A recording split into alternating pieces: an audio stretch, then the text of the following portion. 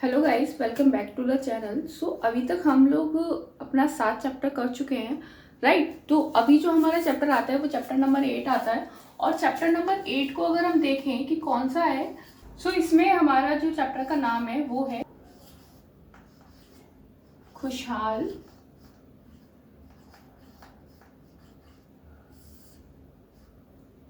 खुशहाल गांव और समृद्ध शहर।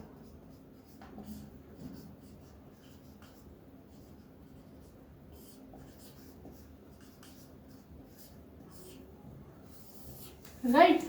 अगर हम इससे पहले का देखते हैं कि मतलब एक बार रिवाइज कर लेते हैं कि ताकि चीज़ें कंफ्यूजन क्रिएट ना हो जाए एक साथ। तो अगर हम देखें तो दो हिस्से में बांटते हैं हम, राइट।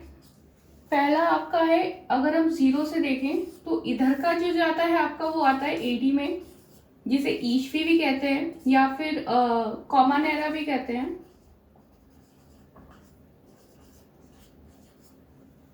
और जो इधर का है ये आपका बीसी आता है।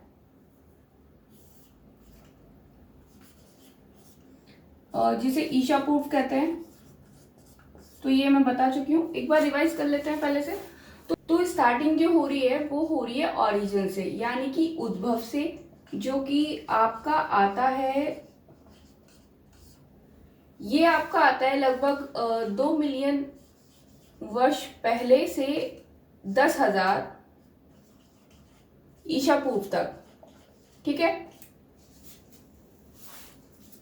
जिसमें कि आपका पाषाण काल आ जाता है। और पाषाण काल की जो तीनों स्टेजें हैं आपकी, जो पाषाण काल है और मध्य पाषाण काल है और उसके बाद नव पाषाण काल, वो सब इसी एरा में आते हैं। और इसको हम चैप्टर में देख चुके हैं, जो कि हमारा चैप्टर है 1 और 2, राइट। अब उसके बाद आता है आपका सेकेंड, जो कि है आपका हड़प्पा सभ्यता, ठीक है।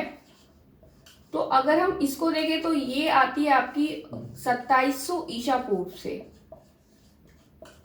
इससे ये 10,000 और 2700 के बीच का जो काल है, इस पर आपकी कई तरह की संस्कृतियां थी, जिसमें तामपाषाण संस्कृति भी आती है, ठीक है। तो वो संस्कृतियां हमने, क्योंकि 6 चैप्टर में अभी नहीं आई है, तो वो हम बाद में पढ़ेंगे।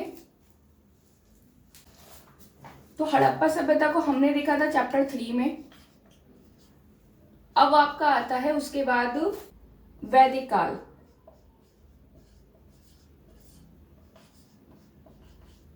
जो कि है, जिसका काल अगर हम देखते हैं तो 1500 आएगा, 1500 ईशा पूर्व। तो इसको हमने देखा था चैप्टर नंबर 4 में। उसके बाद आता है वैदिक सभ्यता के बाद आएगा आपका, अगर हम देखें तो 1000 बीसी से, यानी कि ईशा पूर्व से उत्तर वैदिक काल। यहाँ पे जो आपका है वो आएगा आपका उत्तर वैदिक काल।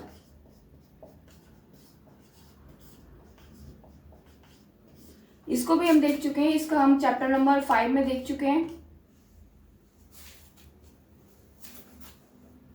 फिर आपका आता है 600 बीसी।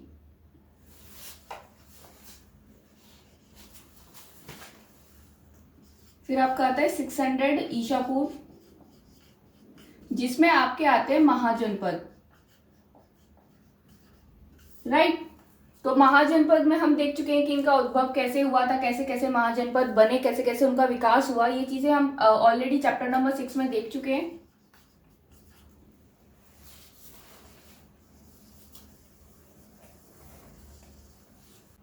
इसी दौरान जो आता है आपका नए विचार, जो नए विचार उद्भव हुए थे, जिसमें कि अगर हम देखते हैं तो बौद्ध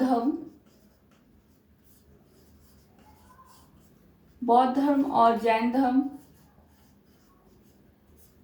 तो ये जो विचार डेवलप हुए थे, इनके बारे में हमने पढ़ा। ये हमने देखा था चैप्टर नंबर 7 में। इसके बाद देखा है हमने मौर्य काल, राइट। और इसका जो हमारा टाइम पीरियड रहा है वो रहा है 325 से 325 ईशा पूर्व से फिर रहा है ये आपका 185 ईशा पूर्व, यानी कि 185। तो इस टाइम में हमने मौर्य काल देखा है। उसका कैसे कैसे विकास हुआ ये हम चैप्टर नंबर 8 में देख चुके हैं, जिसका महान सम्राट अशोक के बारे में, यानी कि अशोक के अनोखा सम्राट जो चैप्टर था उसमें हम देख चुके हैं। अब आपका नंबर आता है चैप्टर नंबर 9 का, जिसमें कि हम देखते हैं मौर्योत्तर काल, यानी कि मौर्य काल के बाद में जो शासक हुए हैं उनके बारे में हम पढ़ेंगे, उनका विकास कैसे हुआ, वो उद्भव कैसे वो अस्तित्व में आए हैं, इस चीज के बारे में हम पढ़ेंगे। और इसका काल जो हम मानते हैं ये लगभग आप मान सकते हैं कि 200 ईसा पूर्व से ये आपका 300 ईस्वी तक जाता है। ये बीसी है, ये एडी है, यानी कि काफी लंबा पीरियड आपका इन मौर्योत्तर काल वाले में जाता है। तो ये जो काल रहा है ना, इसकी खासियत रही है कि इस दौरान ना आर्थिक चेंजेस बहुत ज्यादा आए हैं। अगर हम देखते हैं तो आर्थिक बदलाव बहुत ज्यादा आ रहे हैं, साथ ही साथ राजनीतिक बदलाव भी आ रहे हैं, क्योंकि कई वंश जो हैं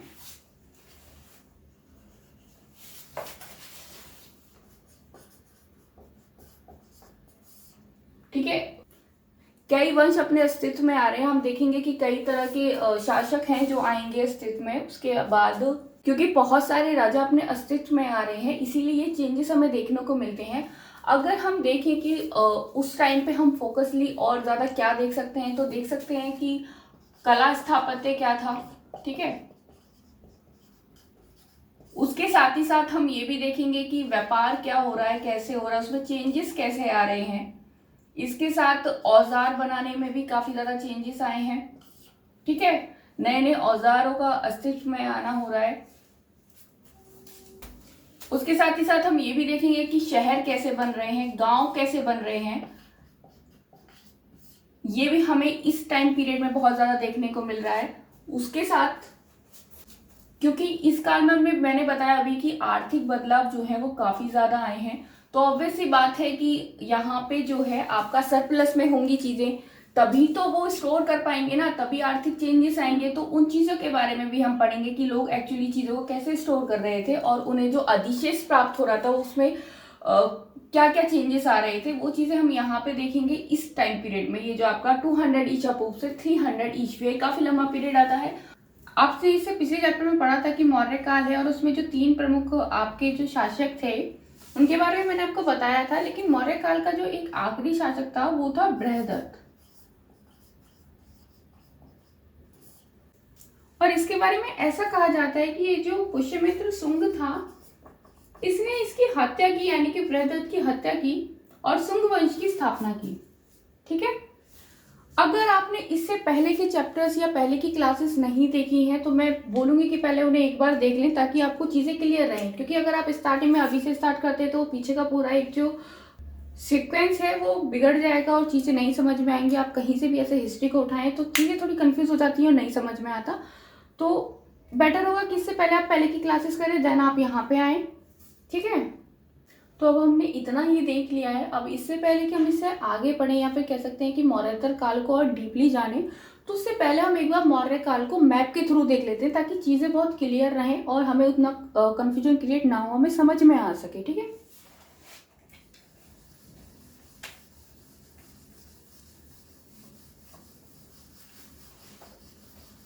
तो जैसे कि हमारा चैप्टर है मौर्योत्तर काल, ठीक है। तो एक बार हम उन चीजों को मैप से देख लेते हैं कि कौन कौन से जो शासक थे वो कहाँ कहाँ से आए थे, ताकि हमें चीजें क्लियर हो, क्योंकि मैप के थ्रू हमें ये पता होगा कि किस एरिया से कौन कौन आ रहा है, वरना तो बहुत दिक्कत हो जाती है, कंफ्यूजन क्रिएट हो जाता है, समझ में नहीं आता है कि भाई कौन सा कहाँ से आया था, ठीक है। तो हम देखते हैं कि पहले हम मौर्य काल की अगर हम बात करें तो आपको पता होगा कि यहाँ पे पाटलिपुत्र आता है जो कि उसकी राजधानी भी थी। फिर आपका इधर आता है आपका उज्जैन, ठीक है। फिर यहां आपका आता है तक्षशिला,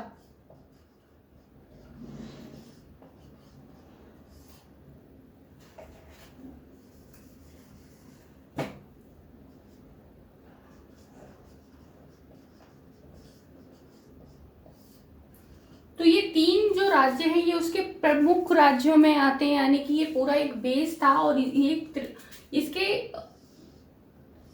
इन तीनों पे शासन जो है वो मौर्य काल में काफी ज्यादा स्ट्रांग रहा है। तो अशोक काल में यहाँ पे डायरेक्ट शासन रहा है। उसका रीजन ये भी है क्योंकि ये व्यापार मार्ग के लिए भी बहुत ज्यादा इंपॉर्टेंट रखता है। उसके साथ ही साथ ये एक सीमा भी आती है। तो जब तक यहाँ पे अशोक का साम्राज्य रहा है तो यहाँ पे कोई और डायनेस्टी नहीं आ पाई, ठीक है। लेकिन जब वो नहीं रहे और उसके बाद जो आपका जो बाकी के शासक थे, उसके उत्तराधिकारी थे, वो उतने ज्यादा शक्तिशाली नहीं थे। उसके अलावा जो हम देखते हैं कि मैंने आपको बताया था कि जो उसका लास्ट शासक था वो बृहदत्त था, ठीक है। तो उसकी हत्या की और पुष्यमित्र शुंग ने अपनी जो शासन है उसको स्थापित किया। तो वो आपका इस एरिया में आएगा। ये वाला जो एरिया है ना आपका, यहाँ पे हमें देखने को मिलेगा शुंग वंश, ठीक है। जो पुष्यमित्र शुंग ने बृहदत्त की जो हत्या की है, उसके बाद जो शासन स्थापित किया है उसे शुंग वंश कहते हैं। तो हमें यहाँ वाले रीजन में ये देखने को मिलता है। उसके अलावा अगर हम देखते हैं यहाँ के, अगर हम रीजन में देखें इधर की साइड, तो हमें यहाँ पे देखने को मिलेगा कड़वा वंश, राइट। अब आ जाते हैं इधर वाले रीजन में, यानी कि उत्तर पश्चिम रीजन में। यहाँ पे आपका अफगानिस्तान और गांधार वाला एरिया आता है। तो यहाँ हमको 3 जो वंश है वो देखने को मिलते हैं। तो वो 3 कौन कौन से हैं? अगर हम यहाँ पे पहले देखें तो पहले है इंडो ग्रीक, राइट। ये आपके सेल्यूकस निकेटर जो था,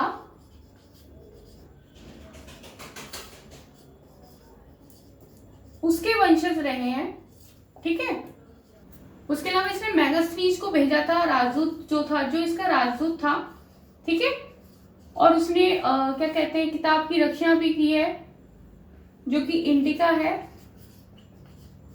राइट। तो इंडो ग्रीक जो है वो सेल्यूकस निकेटर के वंशज रहे हैं। तो पहले जो आए थे वो इंडो ग्रीक आए थे। फिर इसके बाद दूसरे आते हैं। दूसरा वंश जो आया वो आया है आपका शक वंश, ठीक है। तो अगर हम देखें कि ये कहां से आ रहे हैं, तो ये आए हैं आपके सेंट्रल एशिया से, ये आपके सेंट्रल एशिया से आए हैं। फिर तीसरे आपके आते हैं पार्थियंस,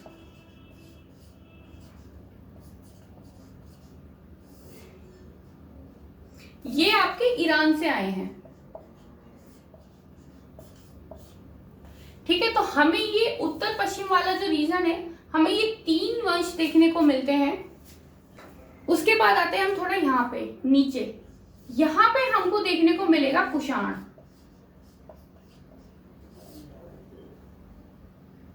यहाँ पे हमको कुषाण वंश देखने को मिल रहा है, ठीक है। अब हम आते हैं थोड़ा और नीचे, यहाँ वाले रीजन में। तो यहाँ वाले रीजन में हमको सातवाहन देखने को मिलेगा। तो सातवाहन वंश जो है वो हमें यहाँ देखने को मिलते हैं। सातवाहन के बाद यानी कि 300 ईसा पूर्व के बाद एक और वंश आया है यहाँ पे, वो आया है आपका वाकाटका।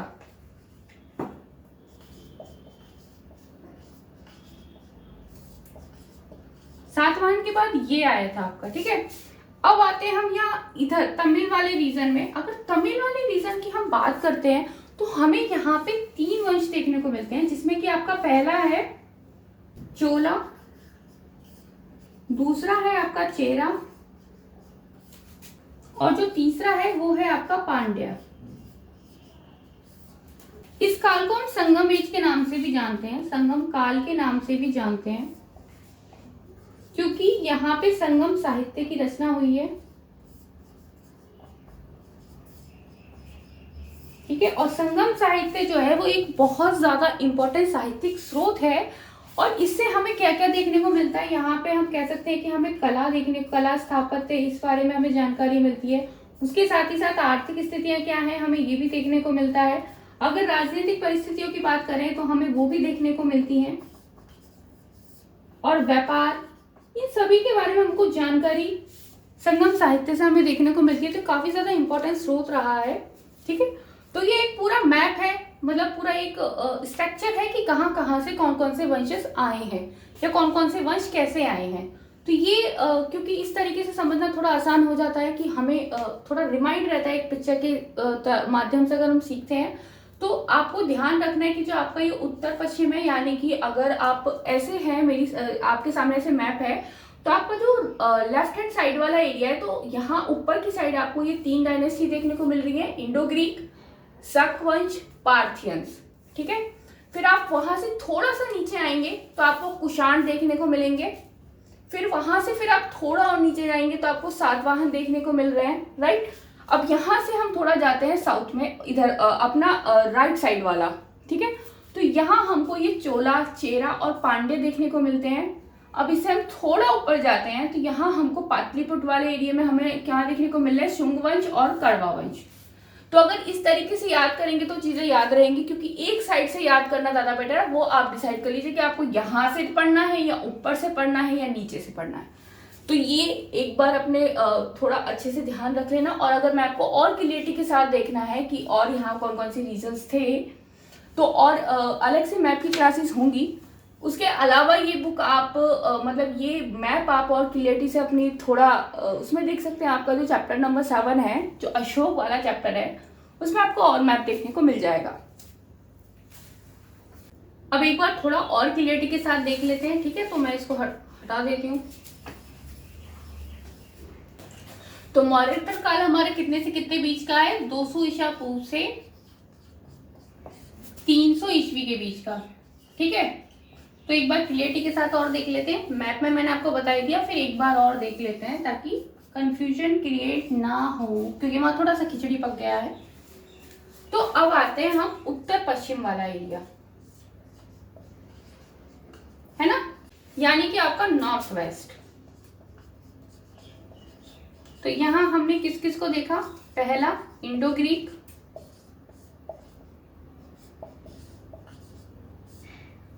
ठीक है। दूसरे हमने किनको देखा है, शक वंश। तीसरे जो है वो हमने देखा है पार्थियंस को।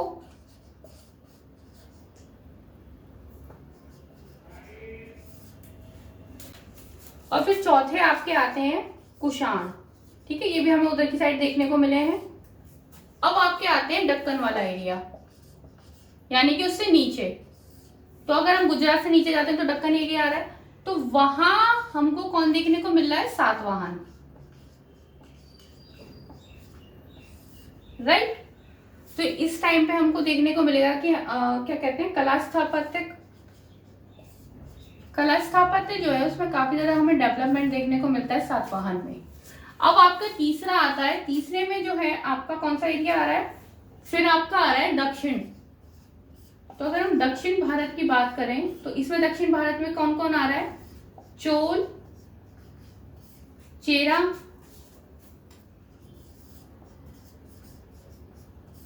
और पांड्या, राइट। तो ये तीन हमको देखने को मिल रहा है दक्षिण भारत में। और इसी टाइम को हम संगम एरा के नाम से भी जानते हैं, यानी कि संगम काल के नाम से भी जानते हैं। क्यों, क्योंकि संगम साहित्य की रचना हुई है।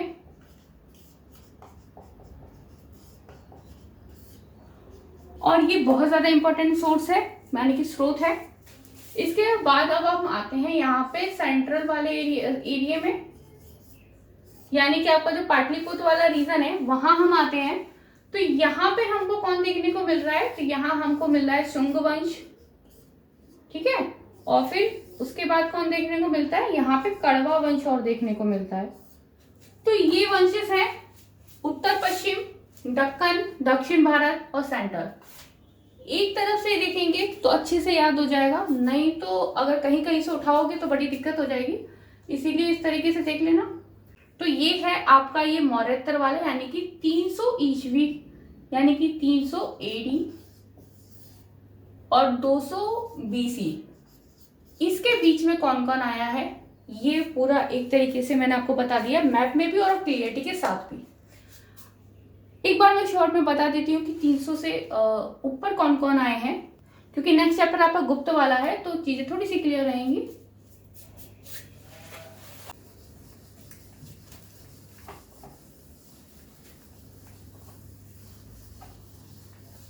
तो अगर हम 300 ईस्वी से आगे का देखते हैं या ऑनवर्ड देखते हैं तो कौन सा आ रहा है आपका, तो यहां अगर हम देखें तो मध्य भारत और उत्तर पश्चिम, यहां हमें कौन देखने को मिलेंगे, गुप्त वंश देखने को मिलेगा।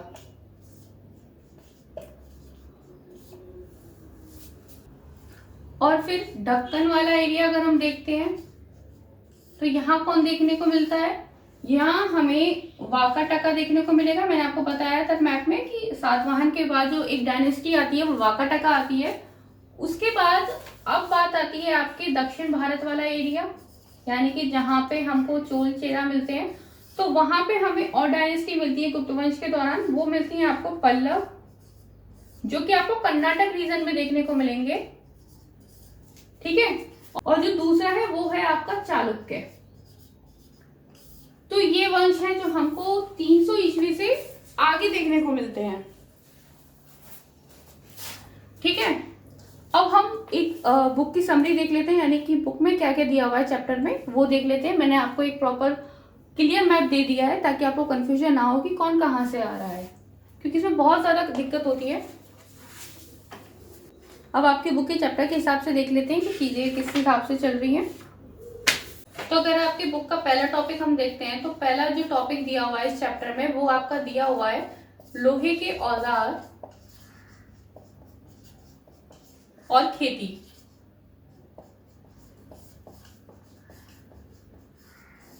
ठीक है, तो इसमें इंपॉर्टेंट क्या है, तो जो आपका बुक में पहला दिया हुआ है वो है लोहे के औजार और खेती। तो अगर हम लोहे के प्रयोग की बात करें तो हमें महापाषाण काल में इसके अवशेष देखने को मिले हैं, ठीक है। महापाषाण काल में हमें कब्रों से ये देखने को मिलता है कि उस टाइम पे लोहे का प्रयोग होता था। उसके साथ ही साथ ऐसे औजार भी हमको मिले हैं जिसमें हमें लोहे का प्रयोग देखने को मिला, ठीक है। तो अब बात ये है कि जो वो औजार है वो खेती को किस तरीके से डेवलपमेंट दे रहे हैं या खेती से किस तरीके से जुड़े हैं, क्योंकि अगर नए नए औजार आ रहे हैं तो खेती में कुछ तो विकास होगा ना, कुछ तो रोल हुआ होगा उसका, या कुछ तो परिवर्तन आए होंगे। तो उन्हीं के बारे में यहाँ पे बात की गई है। अगर हम चैप्टर 6 में देखें, अगर हम इससे पहले वाले चैप्टर में देखें तो वहां पे हमने फाल का प्रयोग का पढ़ा था, जिससे कि हमें कृषि को बढ़ाने में काफी ज्यादा सहायता मिली, ठीक है। उसके साथ ही साथ अगर लोहे का प्रयोग की और बात करते हैं, 2500 वर्ष पहले अगर हम जाते हैं तो जंगलों को साफ करने के लिए भी प्रयोग किया जाता था, ठीक है। जंगलों को साफ करने के लिए, जिसमें आपका कुल्हाड़ी और फाल है, राइट। तो ये हमें लोहे का प्रयोग देखने को मिलता है। तो ये तो लोहे के औजार का प्रयोग हमको पहले से ही देखने को मिल रहा है। तो अब बात करते हैं कि उसके बाद और क्या चेंज आए, यानी कि मौर्योत्तर काल में कृषि में क्या बदलाव आए हैं उसके बारे में हम देखते हैं। तो अगर हम कृषि बदलाव देखें तो जब तक कृषि में एक बड़े स्तर पे बदलाव नहीं होगा तो शहरों का विकास भी नहीं हो सकता और कोई भी इतनी आसानी से अपना जीवन यापन नहीं कर सकता, ठीक है। अगर किसान गेहूं ही ना उगाए या कोई अनाज ही ना उगाए तो आप जो नॉर्मली आराम से शहर में रहते हैं, क्योंकि आपको खाने के लिए चीजें उपलब्ध हो जाती हैं, तो वो नहीं हो पाएंगी। तो ऐसा ही उस टाइम पे भी हो रहा है, क्योंकि अगर किसान नहीं अनाज उगाएंगे या फिर कृषि में और ज्यादा चेंजेस नहीं करेंगे या कृषि में कोई विकास नहीं होगा तो जो राजा महाराजा हैं उनके भी विकास में हमें वृद्धि देखने को नहीं मिलेगी। उनका जीवन उतना सरल नहीं होगा जितना कि हो सकता था, जितना कि कृषि के चेंजेस की वजह से हो रहा है। क्योंकि जब कृषि में अगर हम देखें, जब अगर हम कृषि का उत्पादन जो है, अगर इसमें उत्पादन बढ़ेगा तो किसान को फायदा होगा, ठीक है। और किसान को फायदा होगा तो वो कर भी ज्यादा देगा, और जब वो कर ज्यादा देगा तो जब वो कर ज्यादा दे रहा है तो वो सीधे तौर पर किसको फायदा दे रहा है, तो वो राजा को दे रहा है ना, क्योंकि कर तो वो राजा को ही देगा। तो अगर उत्पादन ही उसका डाउन होगा तो कर भी वो नहीं दे पाएगा, और जब कर नहीं दे पाएगा तो राजा का जो साम्राज्य है या फिर कह सकते हैं जो उसका एक आर्थिक तौर पर मजबूती है वो नहीं होगी। तो कृषि है, तो कृषि को सबसे ज्यादा किस चीज की जरूरत होती है, पानी की ना। बिना पानी के कोई भी खेती नहीं की जा सकती, राइट। तो उस टाइम पे हमें सिंचाई के लिए जो चेंजेस देखने को मिले वो हम देखते हैं। तो उस टाइम पे सिंचाई के लिए कुछ महत्वपूर्ण कदम उठाए गए, जिसमें कि आपका पहला आता है नहरें बनवाई गई, ठीक है। दूसरा आपका आता है कुएं भी खुदवाए गए। तीसरा आपका आता है तालाब इनका निर्माण हुआ। उसके अलावा चौथा आपका आता है कृत्रिम जलाशय।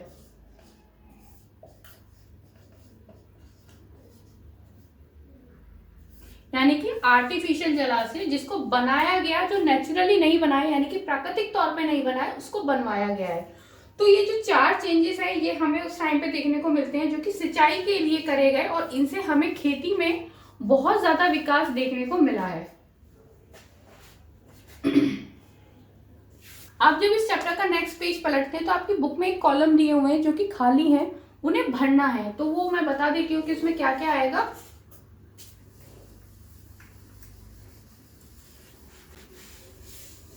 तो पहला है, तो इसमें आपका दे रखा है कि राजा को सेना, महल और किले बनवाने के लिए धन चाहिए। ठीक है, तो उसमें पहला तो उसने दे रखा है। अब दूसरा क्या होगा, तो अगर उसे ये किले बनवाने के लिए, इस सब के लिए अगर उसे किले वगैरह बनवाने के लिए धन चाहिए तो उसे क्या करना होगा। धन उसके पास कहाँ से आ रहा है, टैक्स से, यानी कि कर से आएगा। और कर कौन देगा, कर देने वाले जो लोग हैं वो है किसान। तो किसान जब तक कर नहीं दे सकते जब तक कि उनकी खेती जो है वो बहुत ज्यादा विकसित ना हो, या फिर उन्हें उसमें इतना मुनाफा ना हो, क्योंकि जितना ज्यादा विकास कृषि में होगा उतना ज्यादा कर किसान चुकाएगा। ठीक है, तो उसके लिए फिर क्या करेगा वो, उसे अगर ये धन चाहिए तो भाई उसे सिंचाई में पैसे लगाने होंगे, तो वो सिंचाई की व्यवस्था करेगा।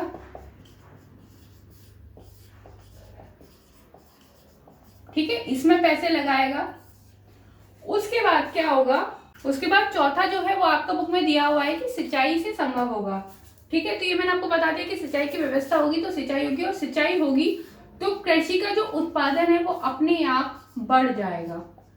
राइट, अब आपका आता है 5वां। अब क्योंकि उसने पैसे लगाए, सिंचाई की व्यवस्था भी करा दी, ठीक है, सिंचाई होने लगी, लेकिन अब इतने बड़े स्तर पर कोई तो काम करने वाला चाहिए ना, क्योंकि एक अकेला किसान तो इतनी बड़ी जमीन को नहीं संभाल सकता, और सबके पास भी जमीनें नहीं है। ऐसा नहीं है कि हर एक इंसान के पास अपनी जमीन है, तो श्रम भी प्रयोग में आएगा। तो यहाँ पे जो श्रम है वो भी चाहिए।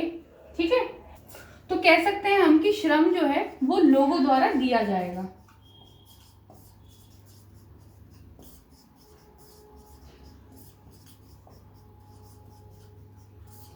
उसके बाद आपका छठा, अब छठा क्या होगा, अब क्या है कि राजा को धन चाहिए, वो कहां से आएगा, कर से।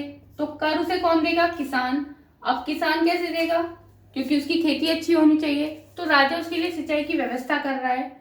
सिंचाई की व्यवस्था हो रही है तो कृषि में अपने आप विकास होगा। ठीक है, अब क्योंकि इतनी बड़े स्तर पर कृषि है तो उसे करने के लिए भी लोग चाहिए, तो श्रम ये लोगों द्वारा दिया जाएगा।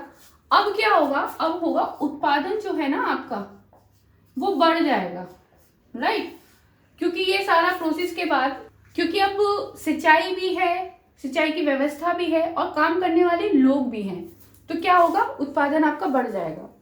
और जब आपका उत्पादन बढ़ेगा तो ऑब्वियस सी बात है ना कि आपका जो राजस्व कर है वो बढ़ेगा, और जो राजा चाहता था कि उसको धन मिले वो उसको मिल जाएगा। ठीक है, तो ये था इसमें। अब आते हैं आपका नेक्स्ट, जो बुक में आपका नेक्स्ट टॉपिक कौन सा दिया हुआ है कि गांव में कौन कौन लोग रहते थे। क्योंकि अगर एक कोई जगह है, गांव है, शहर है, आज भी कोई एक ही तरह के लोग तो नहीं रहते हैं ना। ऐसा तो नहीं है ना कि हाँ चलो ठीक है इस जगह पे खाली इंजीनियर ही रहेंगे, ऐसा नहीं है। तो उस टाइम पे भी ऐसा नहीं था। तो एक गांव में कई तरह के लोग पाए जाते थे और उन्हें अलग अलग नाम दिए गए हैं। वो नाम काफी ज्यादा इंपॉर्टेंट है क्योंकि उन पे क्वेश्चंस बन जाते हैं। वो एक टर्मिनोलॉजी है और उस पर क्वेश्चंस काफी ज्यादा आ जाते हैं जो कि हम इग्नोर कर देते हैं और याद भी नहीं रहती हमको। तो बुक के हिसाब से अगर हम देखें तो हम पहले देखते हैं दक्षिणी वाला क्षेत्र और उत्तर वाला क्षेत्र। ठीक है, तो अगर हम दक्षिण की बात करें कि दक्षिण में कौन लोग रहते थे गांव में, तो इसमें हम सबसे पहले देखते हैं जो बड़े किसान हैं यानी कि भूस्वामी। तो ये जो भूस्वामी है या फिर जो बड़े किसान है ये रहते थे। और तो भूस्वामियों के लिए एक टर्म यूज किया गया है जो कि आपका विलल्ला, वे ले और ले आ। ठीक है, ये है आपका वो वेलेल्ला, जो कि आपके दक्षिण वाला जो हिस्सा है ना वहां पे बड़े भूस्वामियों के लिए, बड़े किसान या फिर बड़े जो भूस्वामी हैं उनके लिए यूज किया गया है। इसको याद रखना है। दूसरे आते हैं आपके साधारण किसान, या फिर आपकी बुक में कहा गया है साधारण हलवाओं। इनके लिए क्या टर्म यूज किया गया है, इनको कहा गया है उड़वार, राइट। तो ये जो साधारण वाले हैं इनके लिए हम यूज करते हैं उड़वार का, उड़वार। अब आता है आपका तीसरा, तो जो है भूमिहीन, यानी कि जिनके पास भूमि ही नहीं है। तो जब भूमि ही नहीं है तो वो क्या होंगे, वो मजदूर होंगे ना, क्योंकि अगर भूमि होती तो वो किसान होते। अब उनके पास भूमि नहीं है तो वो है मजदूर। अब क्योंकि ये भूमिहीन है तो ये मजदूर है। अब ये अपना जीवन चलाने के लिए कुछ तो करेंगे, तो ये दूसरों के जो खेत होते हैं उन पे कार्य करते हैं, या फिर कह सकते हैं कि ये एक तरीके से दास थे, ठीक है। अब इनको क्या कहा गया है, तो इनके लिए दो शब्द प्रयोग किए गए हैं। एक है आपका कडेसियार,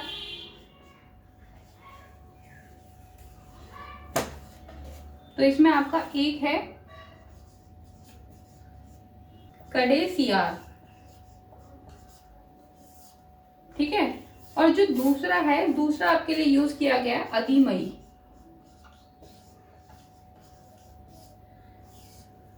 तो दक्षिण में हमको तीन देखने को मिल रहे हैं, बड़े भूस्वामी यानी कि वेलल्ला, दूसरे हमको साधारण किसान देखने को मिल रहे हैं या हलवाई देखने को मिल रहे हैं जो कि है आपके उड़वार, तीसरे हैं आपके भूमिहीन यानी कि वो किसान ही नहीं है, वो मजदूर है, और ये हैं आपके दास यानी कि जिनको हम कह रहे हैं कडेसियार और अधिमयी। ये हो गए आपके दक्षिण की बात। अब देखते हैं उत्तर। तो उत्तर में हमको एक ग्राम पूजक नाम का, तो उत्तर में ना हमको एक ग्राम पूजक नाम की उपाधि मिलती है जो कि किसकी है, गांव के प्रधान की, ठीक है। तो जो गांव का प्रधान है ना उत्तर में, उसको हम ग्राम भोजक कहते हैं। और ये जो पद था ना आपका, ये अनुवांशिक पद था, यानी कि एक अगर कोई सदस्य उसका प्रधान है तो मरने के बाद उसी वंश का या उसी घर का ही जो है वो प्रधान बनेगा, ठीक है। यानी कि पीढ़ी दर पीढ़ी ये चलता रहेगा। अब ये जो ग्राम भोजक है ना, ये उस गांव का सबसे बड़ा भूस्वामी था, यानी कि सबसे बड़ा जो किसान है जिसके पास सबसे ज्यादा जमीन है वही ग्राम भोजक बनता था। तो अब क्योंकि ग्राम भोजक है और इसके पास इतनी सारी जमीन है, अब ये खुद तो उस पर खेती करेगा नहीं ना, अब वो खुद तो उस पर कार्य नहीं करेगा, तो इसके पास ना बहुत सारे दास और मजदूर जो है ना वो कार्य करते थे, ठीक है। अब क्योंकि ये गांव का प्रधान है, पूरे गांव में सबसे ज्यादा जमीन इसके पास है, तो राजा क्या करता था ना कि जो कर वसूलने का जो राइट है, कर जो वसूलना है वो इसी को देता था। तो ये जो है राजस्व कर भी वसूलता था,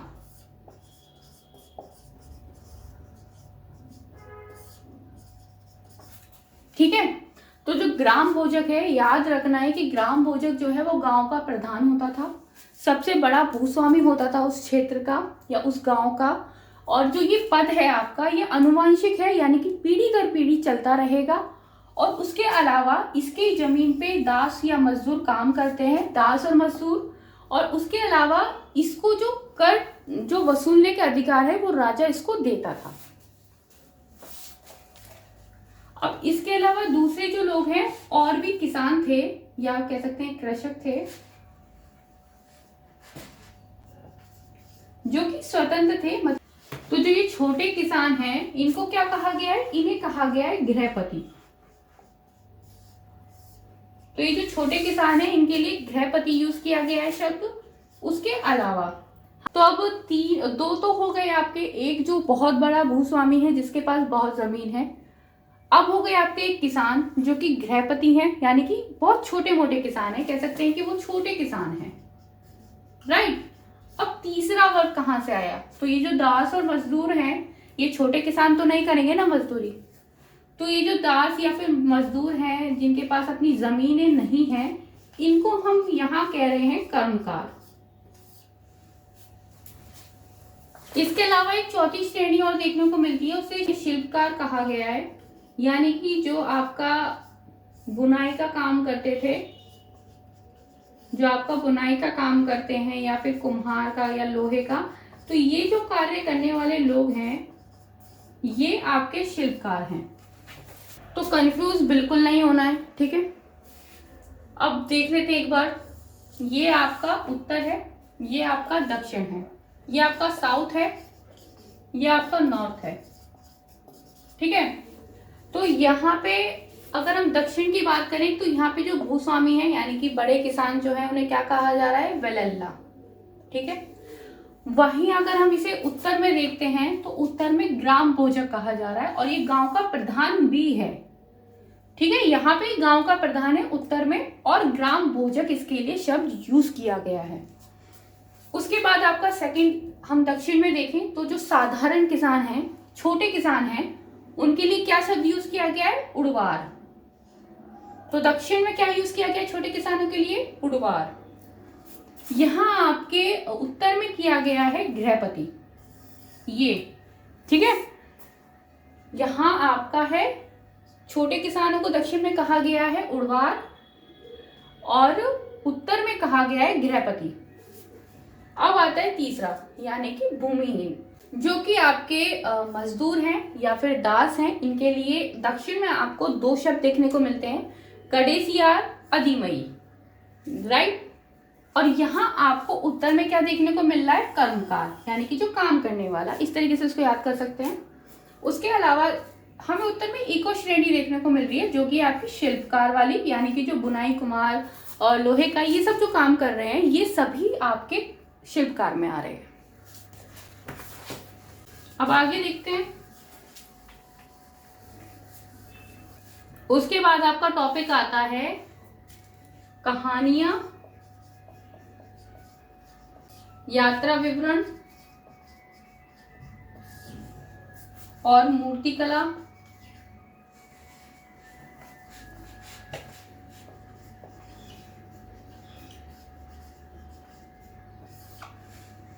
और पुरातत्व, ठीक है। उसके बाद हमें ये वाला टॉपिक इसमें आपको देखने को मिलता है। तो मैंने आपको पढ़ाया था पिछले चैप्टर में, जो आपका ये बौद्धम वाला चैप्टर था, उसमें जातक कथाएं लिखी जाती थी, ठीक है। जिन्हें कौन लिखता था, ये जो आपके बौद्ध भिक्षु होते थे ना, ये लिखते थे। और ये जो कथाएं थी ना, ये आम लोगों की कथाएं थी। ये किसी राजा महाराजा की नहीं होती थी, जो जातक कथाएं होती थी ना, ये एक आम आदमी की कहानी होती थी। तो उस टाइम पे इनका संकलन किया गया, जो किसने किया है, बौद्ध भिक्षुओं ने। आपकी बुक में एक निर्धन एक की चतुराई के नाम से कहानी दी हुई है, तो वो आप पढ़ लेना खुद से, ठीक है। मैं उससे आगे का बता रही हूँ आपको। तो ये जो जातक कथाएं हैं, ये हमारे लिए एक स्रोत का काम करते हैं कि समाज में किस तरीके का व्यवहार था या समाज में कैसी स्थितियां थी, तो ये हमको जातक कथाओं से पता चलता है। उसके साथ ही साथ हमें और भी चीजें देखने को मिलती हैं, जिसमें आपका आता है, पहला अगर हम देखें तो मूर्ति कला से भी हमें देखने को मिलता है कि उस टाइम की परिस्थितियां कैसी रही हैं। अब जैसे कि मैंने आपको बताया था कि जो हमारे महाजनपद थे, तो ऑब्वियस सी बात है कि उनकी अपनी राजधानियां भी थी।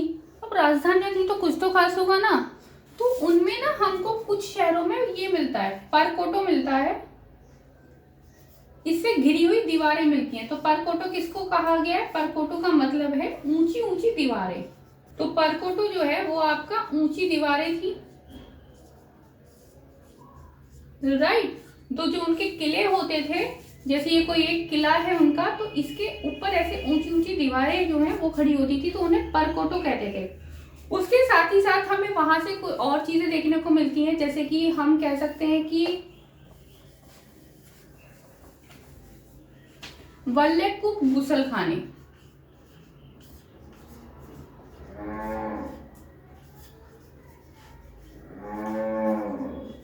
अब गुसलखाने जो है वो तो ऑब्वियसली बात है, आपको सबको पता होगा कि बाथरूम को कहते हैं, राइट। तो जो आपका बाथरूम है उसको गुसलखाने कहते हैं। लेकिन ये वल्लेकूप क्या है, तो यहाँ पे जो वल्लेकूप है ना, यहाँ पे जल निकास का भी जो आपका सिस्टम था वो जल निकास का भी था, यानी कि यहाँ पे जल निकास की व्यवस्था भी थी, प्लस यहाँ पे बाथरूम भी था, तो यहाँ पे नहा भी सकते थे, ठीक है। उसके साथ ही साथ अगर हम क्योंकि और भी चीजें होंगी। अगर जीवन है तो खाली एक ही चीज, ऐसे 2-3 चीजें तो नहीं मिलेंगी ना। तो बाजार भी थे और महल भी थे, लेकिन उनके हमें अवशेष ज्यादा नहीं मिले हैं, क्योंकि शायद हो सकता है कि वो कच्चे हों, या फिर ये कह सकते हैं कि उनकी दीवारें इस तरीके की मजबूत ना हो कि हमें आज तक मिल पाए। अब आते हैं आपका नेक्स्ट टॉपिक, जो कि है आपका सिक्के। तो क्योंकि हमें सिक्के मिल रहे हैं, ठीक है, तो अब सिक्के हैं तो किस बात की तरफ हमें इशारा करते हैं? तो सिक्कों का प्रयोग किस लिए हो रहा है? ऑब्वियस सी बात है कि अगर सिक्के हैं तो व्यापार भी हो रहा है ना। तो व्यापार काफी बड़े क्षेत्र में होता था। तो इस टाइम पे जो हमको सिक्के मिलते हैं ना, वो काफी बड़ी संख्या में हमें देखने को मिलते हैं, जिनमें हम कह सकते हैं कि हमें आहत सिक्के मिले हैं, जो कि सबसे पुराने हैं, है ना। हम पहले पिछले चैप्टर्स में पढ़ चुके हैं। तो इन आहत सिक्कों को क्या कहते हैं? तो ये आहत सिक्के ना हमको सोने चांदी के दोनों से बने मिलते हैं, ठीक है, ये हम पढ़ चुके हैं। अब आपका आता है नेक्स्ट टॉपिक, जो कि है आपका नगर गतिविधियों का केंद्र। यानी कि नगर है तो वहां पे अलग तरह की गतिविधियां होंगी, जो गांव में होती है वो तो नहीं होगी ना। तो नगर एक व्यापार का केंद्र भी होता है। तो यहाँ पे आपकी बुक में एक मथुरा का नाम लिया गया है, एक महत्वपूर्ण नगर के रूप में बताया गया है। तो ये मथुरा क्यों है? क्योंकि जो व्यापार है ना आपका, व्यापार और यातायात, ये जो रास्ता जाता था ना, इसके बीच में ये स्थित था। तो व्यापार और यातायात मुख्यतः की कहाँ कहाँ होता था इस काल में? अगर हम देखें तो जैसे कि हमारे ये इंडिया का हो, तो अगर हम इंडिया का रफली मैप देखें, ठीक है, तो इधर आपका उत्तर पश्चिम पड़ रहा है, राइट। तो यहां से इस साइड को मार्ग जाता था, और दूसरा जाता था आपका उत्तर से दक्षिण, यहां। तो मथुरा आपका यहीं पड़ता है। तो ये दोनों रास्तों पे पड़ता था, और यही कारण था कि जो मथुरा है ना, इसके चारों ओर हमको किलेबंदी देखने को मिलती है, राइट। उसके साथ ही साथ हमें मंदिर भी बहुत देखने को मिलते हैं, उसके साथ ही साथ हमें मंदिर देखने को मिलते हैं। अब जो शहरों में लोग रह रहे हैं, उनके खाने पीने की व्यवस्था भी तो कोई करेगा ना। तो जो आपके पशुपालक थे, जो आपके पशुपालक हैं या किसान हैं, वो खाने की व्यवस्था करते थे जो नगरों में रहते थे उनके लिए, जैसा कि आज भी होता है। आप जानते हैं कि मथुरा मूर्तियों के लिए फेमस रहा है, ठीक है। तो यहाँ पे हमें काफी अच्छी अच्छी मूर्तियां देखने को मिलती हैं। उसके अलावा कुषाण जो थे ना, कुषाणों की राजधानी भी थी मथुरा, है ना। मथुरा जो है वो कुषाणों की राजधानी भी रहा है।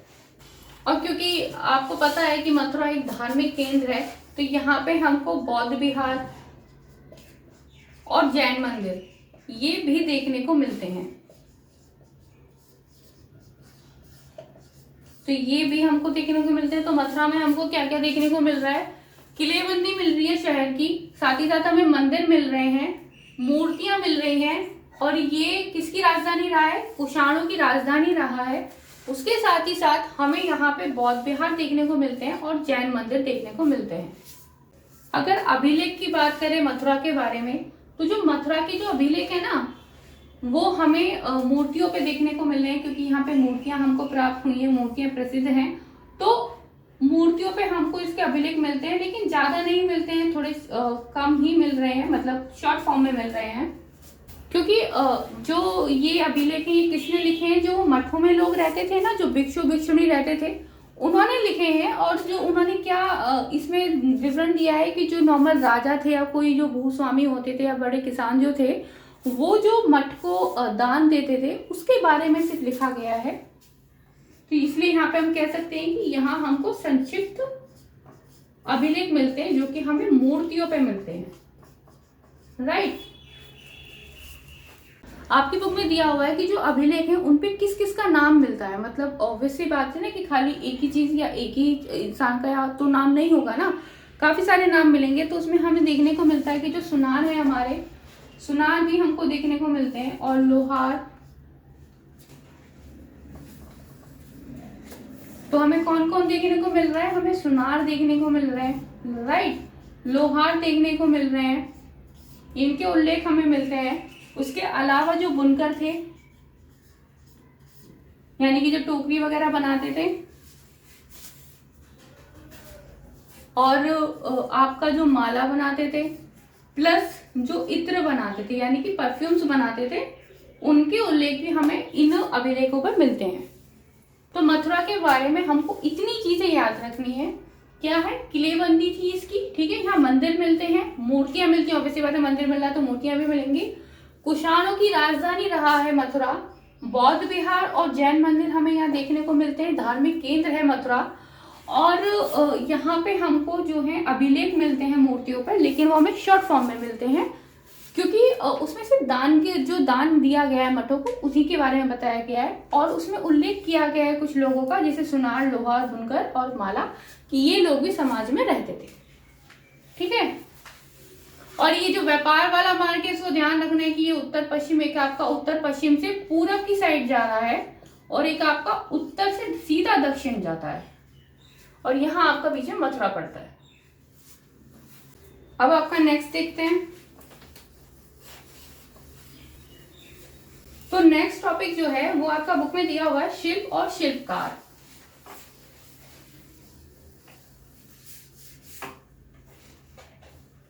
तो अगर हम नेक्स्ट देखें तो नेक्स्ट है आपका शिल्प और शिल्पकार।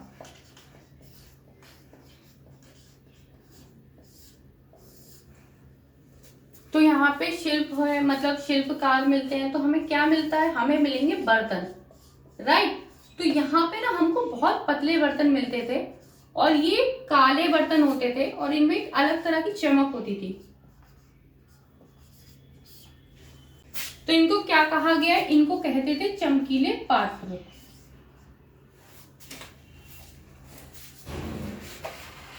तो इनको हम क्या कहते हैं? इनको कहते हैं चमकीले पात्र, ठीक है।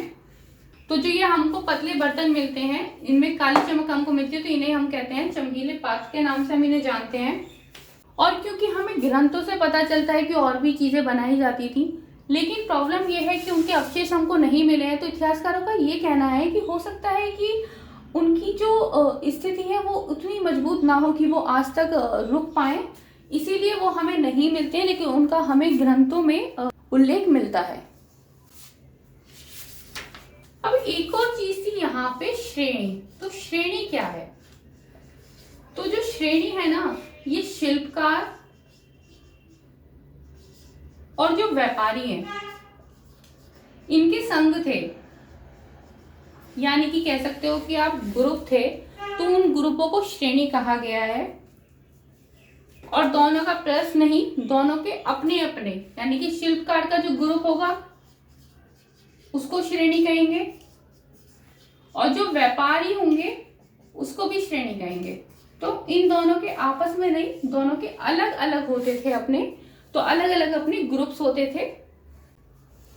और ये जो श्रेणियां होती थी क्या करती थी?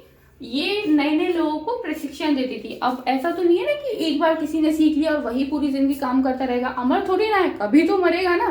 तो जो नए लोग आएंगे उनको सिखाने के लिए ये कार्य करते थे, क्योंकि कोई पेट से सीख के नहीं आता है, राइट। तो ये था यहाँ का। इसके अलावा ये श्रेणियां ना एक और कार्य करती थी। आज के ज़माने में आपको लोन चाहिए या कहीं पैसा जमा करना हो तो आप बैंक के पास चले जाते हैं, क्योंकि आपके पास बैंक है। उस टाइम पे ऐसा नहीं था। तो ये जो श्रेणियां है ना, ये एक बैंक की तरह काम करती थी। यहाँ लोग अपना पैसा रख भी सकते थे और ज़रूरत पड़ने पे इनसे उधार भी ले सकते थे। तो एक तरीके का वो निवेश होता था लोगों का, क्योंकि उन्हें कुछ पैसे जैसे आपको अपने बैंक में अगर पैसे रखते हैं, स्टोर करते हैं एक लंबे समय के लिए, तो बैंक आपको कुछ अमाउंट देता है। तो उसी तरीके से वहाँ पे श्रेणियां भी लोगों को अमाउंट देती थी, बहुत छोटा सा अमाउंट देती थी, अगर बहुत लंबे समय के लिए उनका पैसा वहाँ पे उनके पास रखा होता था। उसके बाद आपकी बुक में ये सूत काटने और बुनने के नियम वाली कहानी है। तो ये कहानी आप खुद से पढ़ लेना, इसमें ज़्यादा कुछ ऐसा समझाने वाला नहीं है। अब आपका आता है नेक्स्ट सूक्ष्म निरीक्षण यानी कि अरिका मेरू, जो कि बहुत ज्यादा इंपॉर्टेंट है।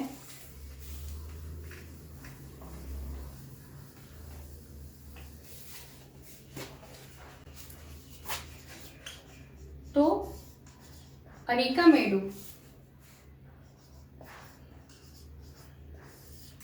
तो ये कहाँ पे आपका पुदुचेरी में,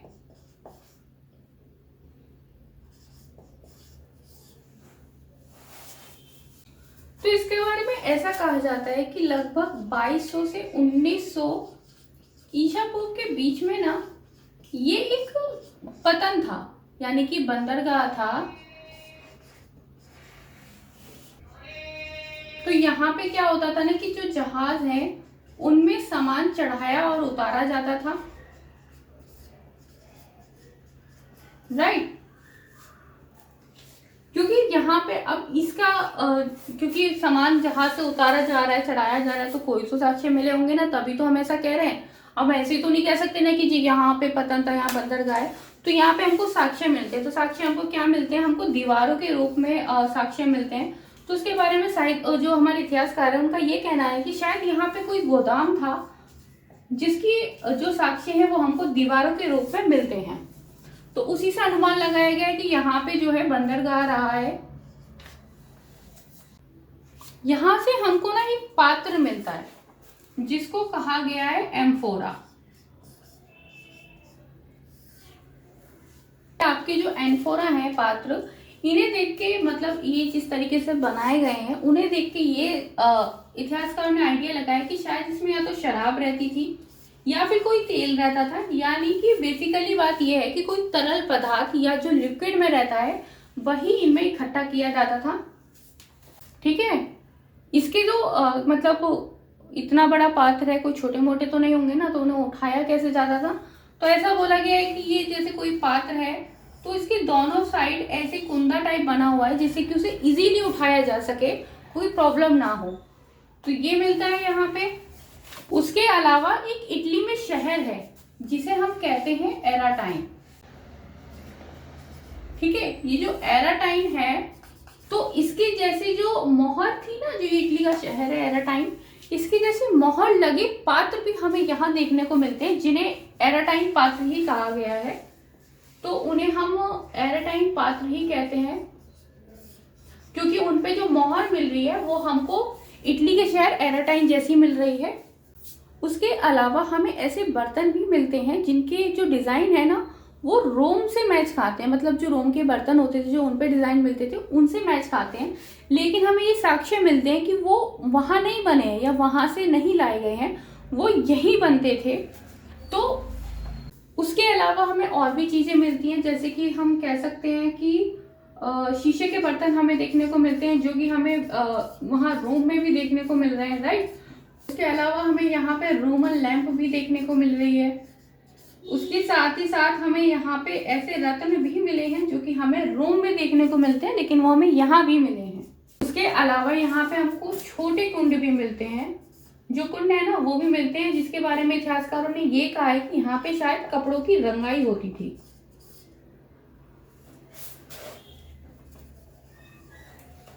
तो यहाँ पे जो है कपड़ों की रंगाई होती थी। तो ये जो साक्ष्य है ना हमको, ये शीशे के बर्तन, कुंड, ये रत्न और रोमन लैंप, इसके हमें बहुत अच्छे लेवल पे साक्ष्य मिले। ऐसा नहीं है कि कोई एक दो ही चीज हमको मिली है इनमें से, नहीं, हमें अच्छे से साक्ष्य मिले। तो ये चैप्टर आपका खत्म हो गया है, ठीक है। इसके बाद एक अनियंत्र वाला सेक्शन है, उसमें समझाने जैसा कुछ नहीं है, आप खुद से पढ़ेंगे तो आपको समझ में आ जाएगा, तो आप खुद से पढ़ लेना। तो अब ये आज का जो चैप्टर है आपका खत्म हो गया। अब नेक्स्ट चैप्टर हम नेक्स्ट क्लास में स्टार्ट करेंगे। अगर आपको कहीं पे कोई भी इशू है या कोई भी प्रॉब्लम आती है तो आप मुझे कमेंट बॉक्स में पूछ सकते हैं। उसके अलावा आप टेलीग्राम चैनल को ज्वाइन कर सकते हैं, मैंने लिंक डिस्क्रिप्शन में दिया हुआ है, वहां से आप ज्वाइन कर सकते हैं ताकि फ्यूचर में कोई भी अपडेट होगा नोट से रिलेटेड या फिर वीडियो से रिलेटेड जो भी होगा वो वहां पे मिलेगा। अगर कोई डाउट हो तो कमेंट में पूछ लीजिएगा। अब हम नेक्स्ट क्लास में मिलते हैं। वीडियो अच्छी लगी तो चैनल को सब्सक्राइब करिएगा। बाय।